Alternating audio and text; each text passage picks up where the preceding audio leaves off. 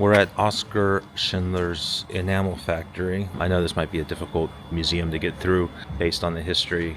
I heard there's some mixed reviews on this tour because it focuses primarily on the Holocaust and less on what Oskar Schindler did. Let's go through and see what the tour is all about.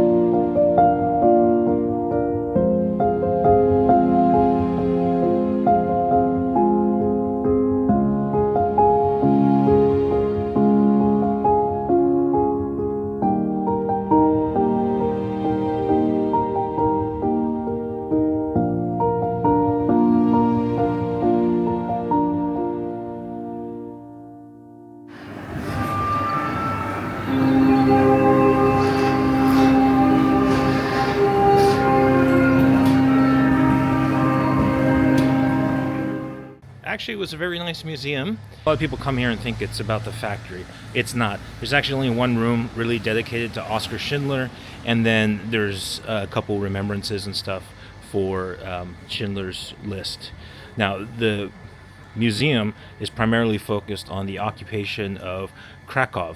It actually provided a lot of context and information about how the Germans were able to come in to Poland, take over the city, and then be able to execute their plan. And so that was very eye-opening to me.